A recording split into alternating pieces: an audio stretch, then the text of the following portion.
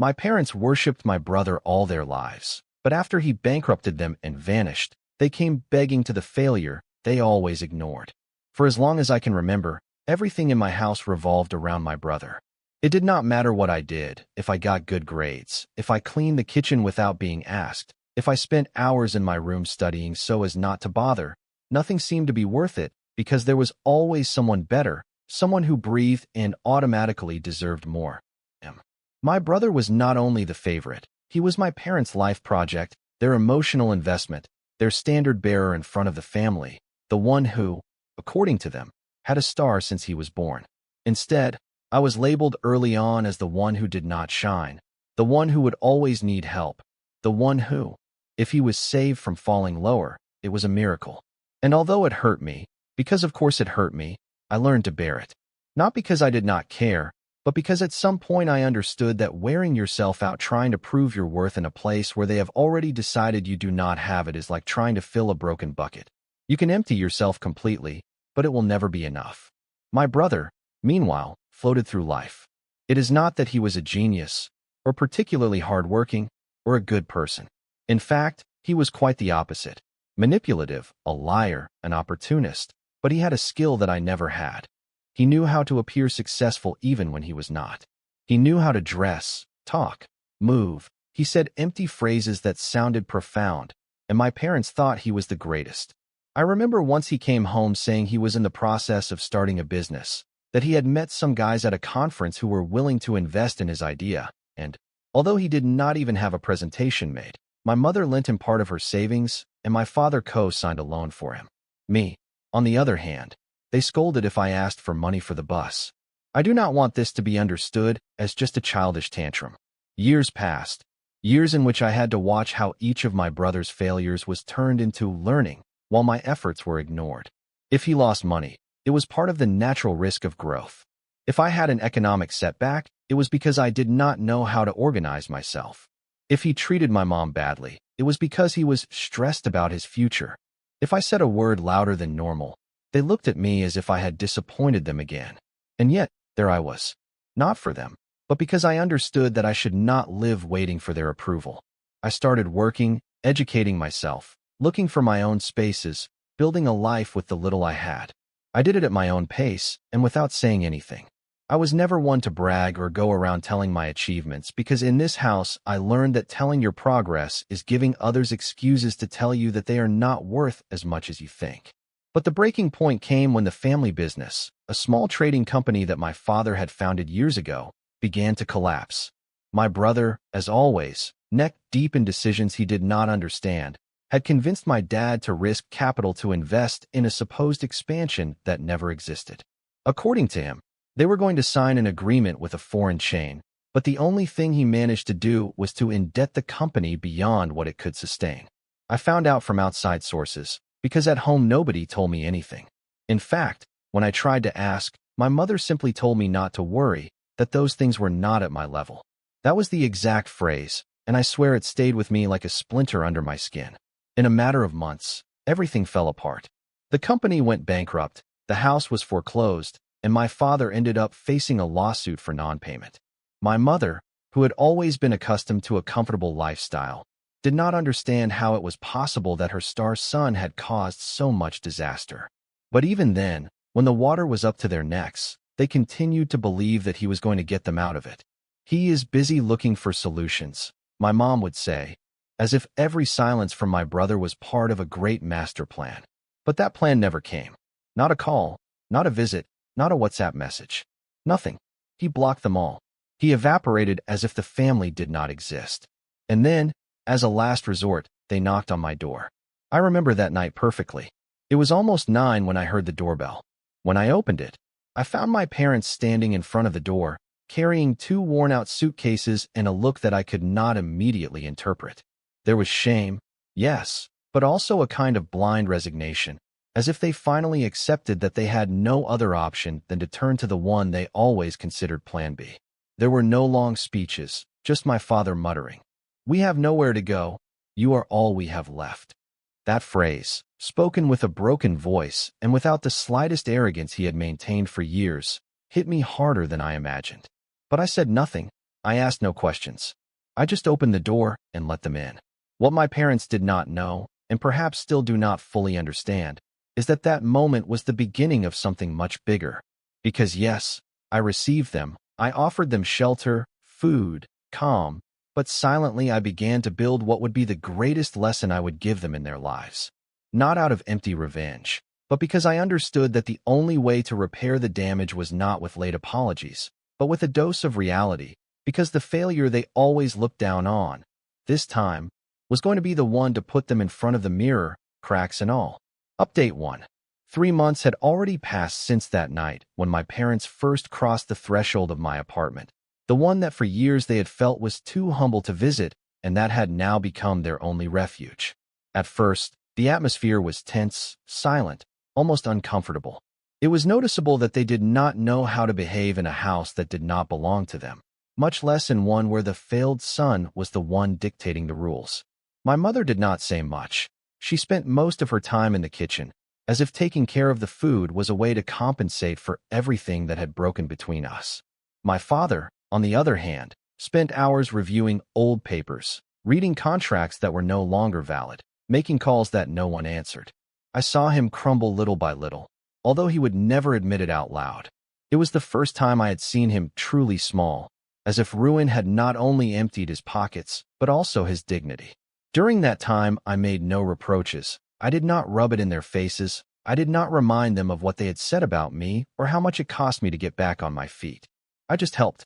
I got them a decent mattress. I offered them my meal times. I organized my routines so as not to invade their space or make them feel even more vulnerable.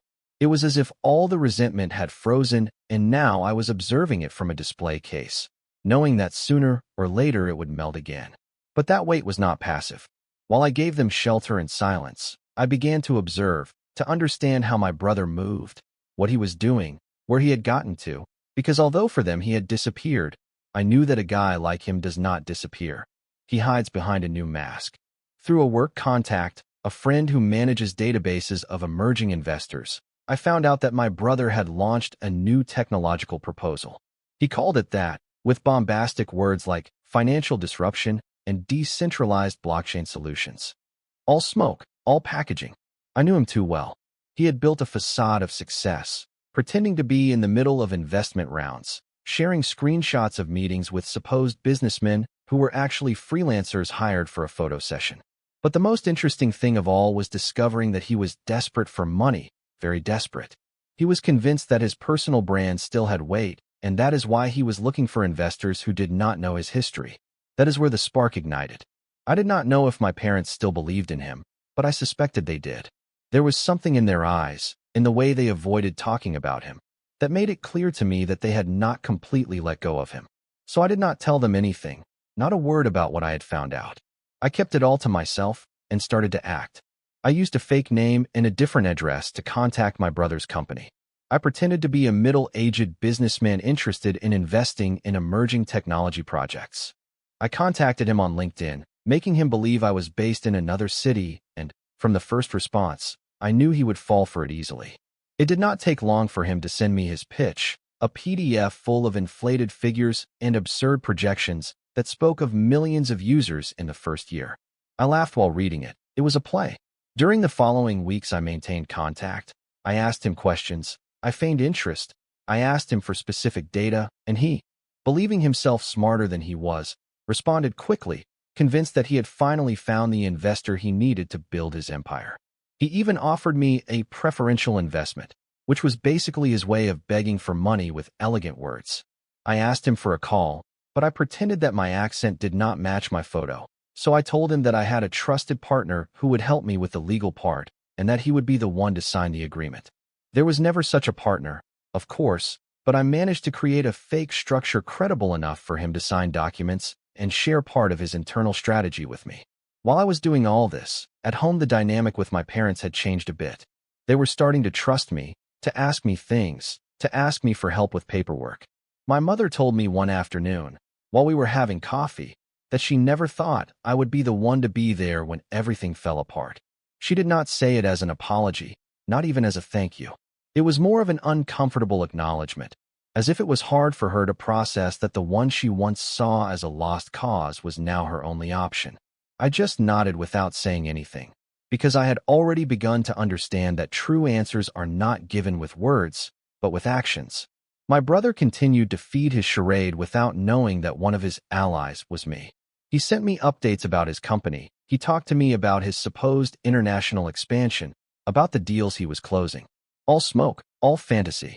And while he was building his house of cards, I made sure I had all the strings in my hand, waiting for the right moment to blow hard and make it all come crashing down.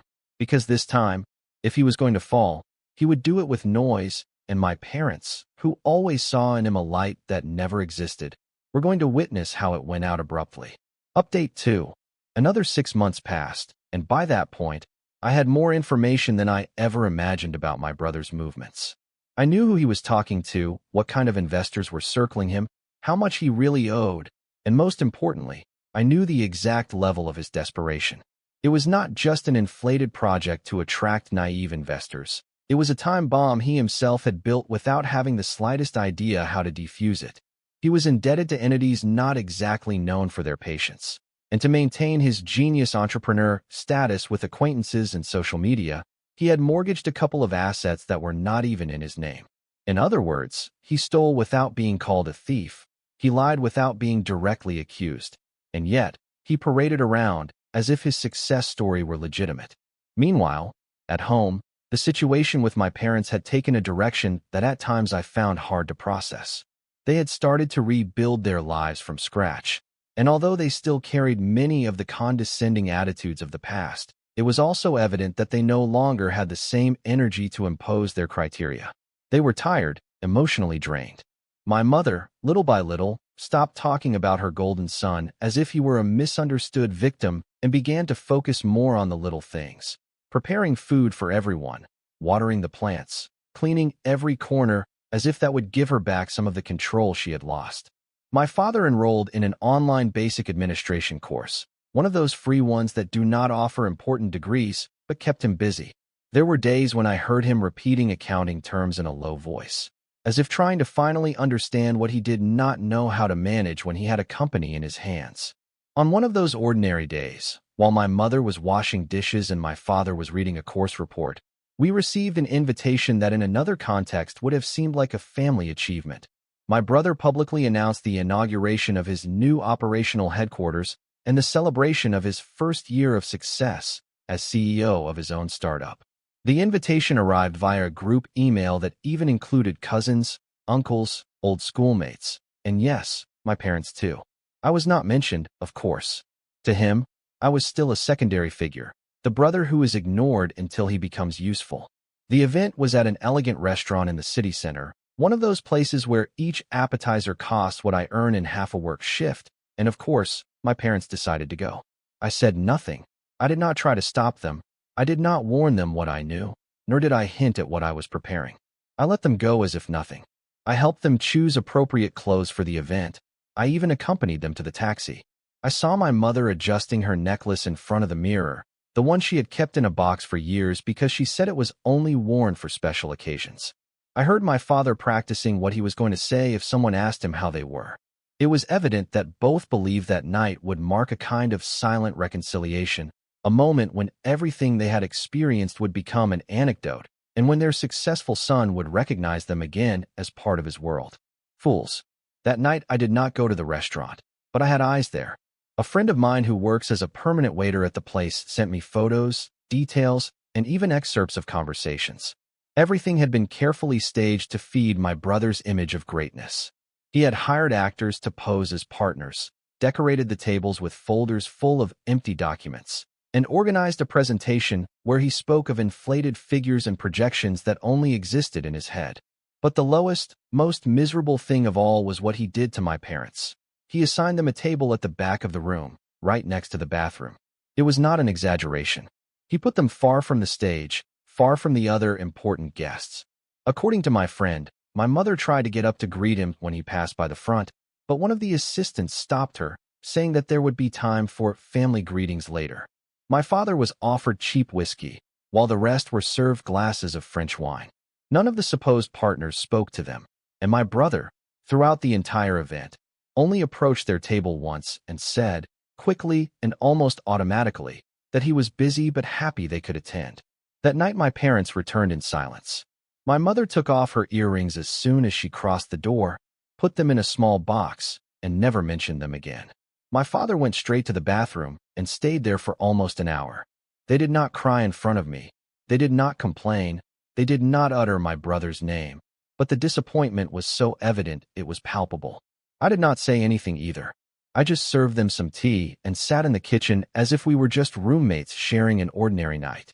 What my parents did not know, and neither did my brother, was that while they thought they were in the middle of a gala dinner, I had already sent the first packages of documents to several financial journalists, attaching proof that my brother's company had no legal backing, that his initial investment came from disguised personal accounts, and that he had manipulated his reports to attract fraudulent capital.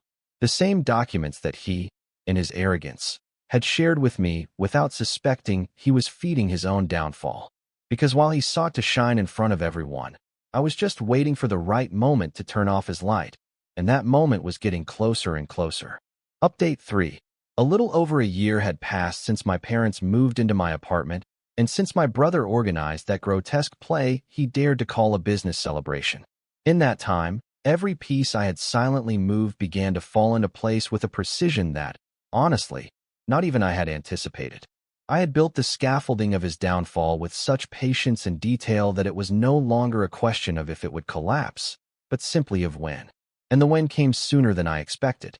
On a Tuesday morning, while I was making myself a coffee without thinking about anything in particular, my cell phone vibrated with a notification from one of the financial websites I usually follow.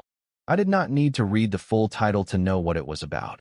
My brother's name was written in large letters, accompanied by the word scam right next to it. I opened the note and confirmed what I already knew. An investigative journalist to whom I had given all the documents, emails, and false presentations weeks before had published a complete report exposing how my brother had used false identities, empty promises, and manipulated documents to attract supposed investors and simulate a financing round that never existed. The article was backed by screenshots, bank records, contracts signed between him and representatives of investment funds that turned out to be himself using different names, and, most seriously, there was clear evidence of money laundering using accounts linked to a fictitious company registered under the name of a woman who never existed. The story exploded in a matter of hours. It became a trend on several platforms. Comments soon appeared, and what impressed me most was the speed with which the narrative changed. Those who previously applauded him and held him up as an example of young visionaries began to say that they always suspected there was something strange, that his success was too good to be true, that something smelled fishy from the beginning. They left him alone, absolutely alone. His public image, carefully made up for years, collapsed with the force of an avalanche. And I was there, in the front row, watching everything fall apart. That same day he was called to testify. The company was placed under formal investigation for fraud and embezzlement. His accounts were frozen, his website was shut down, and his operating permit was suspended. In short, it was over. He tried to make a public statement, a poorly recorded video from a dark corner of his apartment where he tried to explain that everything was a media confusion and that the numbers were being misinterpreted. It was pathetic. He looked like a smoke salesman trying to convince someone that the fire was just steam. Nobody believed him. Even some of the supposed employees he had hired for his events, the actors and freelancers I had identified from the beginning, began to tell how everything was a setup, how he paid them in cash, how they received scripts with what they should say if someone asked about their roles in the company. My parents found out about the scandal that same night. My father was coming home from the supermarket with a bag in his hand when he saw his face on television. The volume was low, but the image said it all. He froze. The bag slowly slipped from his fingers, and the apples rolled across the floor without him making the slightest attempt to pick them up. My mother came out of the room when she heard the thud and saw the screen with wide eyes, as if she could not understand what she was seeing. They said nothing, not a word. The silence that filled the room was more eloquent than any shout. I did not speak either. I just bent down, picked up the apples, and put them back in the bag. The rest of the night was a parade of sighs, ragged breaths, and empty stares. The following days were a parade of consequences for him. Some investors initiated legal proceedings for fraud, others, more cowardly, simply disappeared from the map. His landlord canceled his contract and evicted him from the apartment where he lived, as he was also implicated in the use of a false address to register the company. He was summoned by the prosecutor's office and, although his immediate arrest was not ordered, a series of precautionary measures were imposed on him, including a ban on leaving the country, the freezing of his assets, and the obligation to pay initial compensation to cover part of the damages. He had nothing. He had spent everything, absolutely everything, on business cards, on empty marketing, on luxury dinners to impress those he thought would one day save him. A week later, the message I knew would sooner or later appear arrived. A number I did not have registered, but which I recognized immediately by the way it was written. He sent me a long paragraph, full of excuses disguised as sincerity. It said something like he knew he had made a mistake, but that he had done everything under pressure, that he needed time to explain himself, that he knew things between us were not perfect, but that now more than ever he needed his family. I did not reply. I left him on read for hours, until at night, while I was sitting in the dining room watching my parents silently play a game of dominoes, I took my cell phone and wrote a single sentence. Sometimes what one needs is not family, but memory. After that, he did not insist again. I suppose he understood that he no longer had any cards to play. My parents did not mention the subject either. They did not defend him, they did not justify him. I think they finally understood, maybe not everything. Maybe they will never have the humility to recognize what they did to me for years. But that night, when my mother served me coffee without saying anything and my father offered me a broken cookie while patting me on the back, I knew that something had broken forever, and that, for the first time, that something was not me. Update 4. A little over 2 years had passed since my parents came to live with me. And although at first it was an emotional chaos disguised as routine, over time the dynamic between us changed in a way I would never have imagined. It was not about reconciliation or explicit forgiveness, but about a coexistence where silence, finally, made room for truth. There was no longer that clumsy need to pretend that everything was fine, nor those passive-aggressive comments that used to sneak into conversations. Little by little, they began to treat me as an equal, although it was noticeable that they still did not quite know how to do it without their pride trembling a little. And I was not looking for redemption anymore either, because by then the only validation that mattered to me was the one that came from the simple fact of looking back and knowing that, without anyone else, I had managed to build something solid, stable, and dignified. During that time, I took advantage of my brother's public downfall to continue working on what really interested me. I was able to leave one of my 2 jobs thanks to a small raise in the other, and with that, I started saving more consistently. I also took some online courses, nothing ostentatious, but enough to update my profile and improve my income. I even started collaborating with a financial advisory firm for people in bankruptcy, a delicious irony considering that part of my job was to analyze fraud cases like the one I had dismantled in my own family. My parents, for their part, began to collaborate with a neighborhood parish, organizing events and donations, and although they did not talk much about what they had lost, I noticed that somehow they were beginning to reconcile with their own reality, one that no longer included their star sun shining brightly. My brother, meanwhile, faced a legal storm that was just beginning to gain strength. The prosecutor's office had initiated proceedings for aggravated fraud, use of false documents, and simulation of legal acts.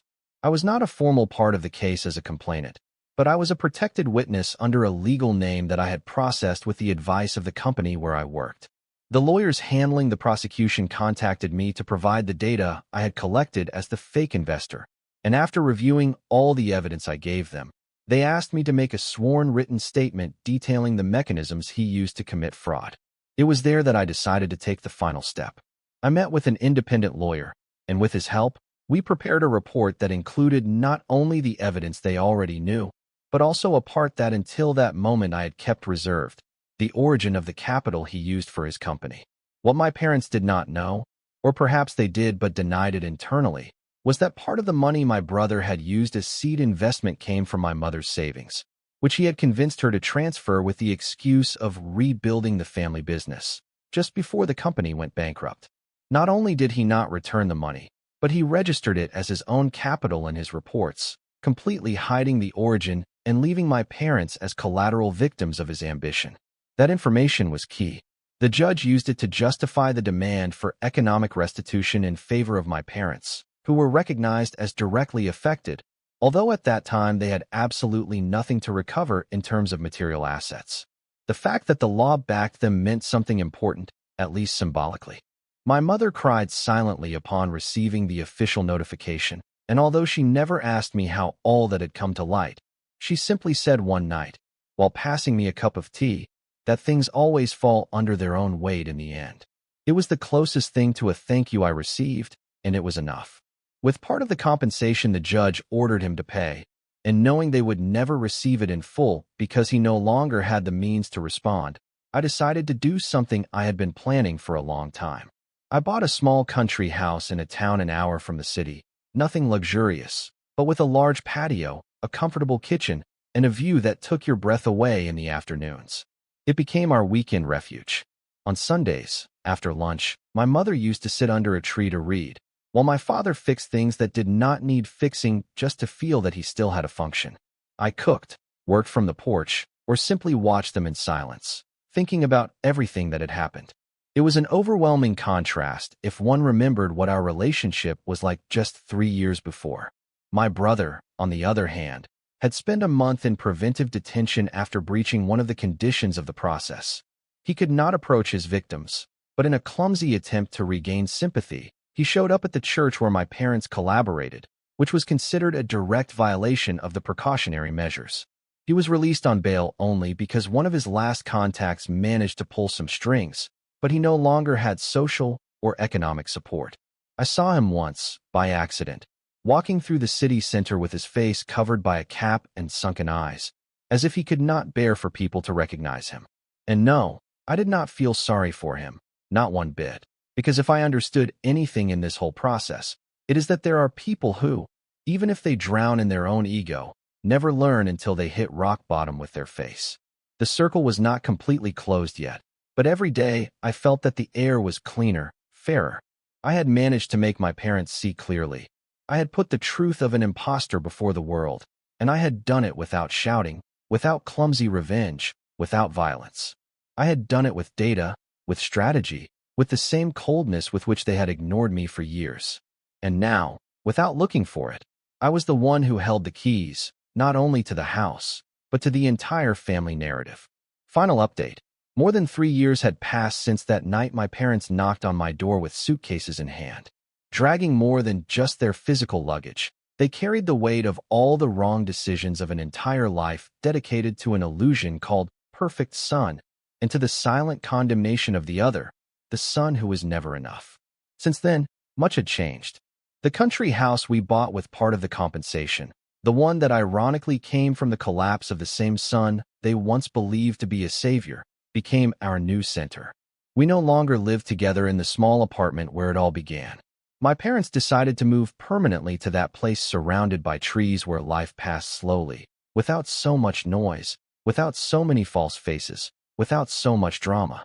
And I, for my part, returned to my complete independence in the city, although we continued to see each other every weekend, with the naturalness that time gives when resentment no longer has the strength to govern every encounter.